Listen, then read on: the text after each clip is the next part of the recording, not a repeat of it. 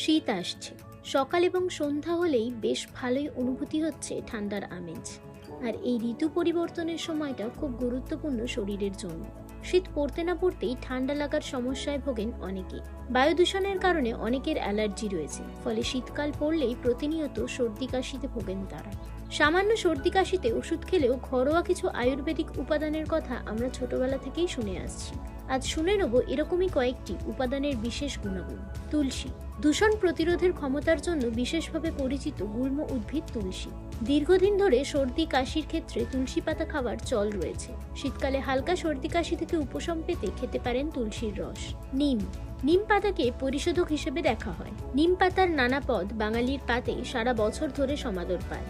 শীতকালে শরীর বিশুদ্ধ রাখতে সপ্তাহে অন্তত 2 থেকে 4টি নিম পাতা খেতে পারে। বাসক বাঙালি চিরকালই বাসক পাতার রস খেতে অভ্যস্ত। সর্দি কাশিতে এই বাসক পাতা ভীষণ উপকারী বলেই প্রমাণিত। বাসক পাতার সঙ্গে বাসক ফলও খুব উপকারী। এই ফলের গুঁড়োর সঙ্গে মধু মিশিয়ে খেলে শীতকালে শ্বাসযন্ত্রের সংক্রমণ যেমন হুপিং কাশি, ব্রঙ্কাইটিস বা হাঁপানি জাতীয় রোগ থেকে স্বস্তি পাওয়া যায়।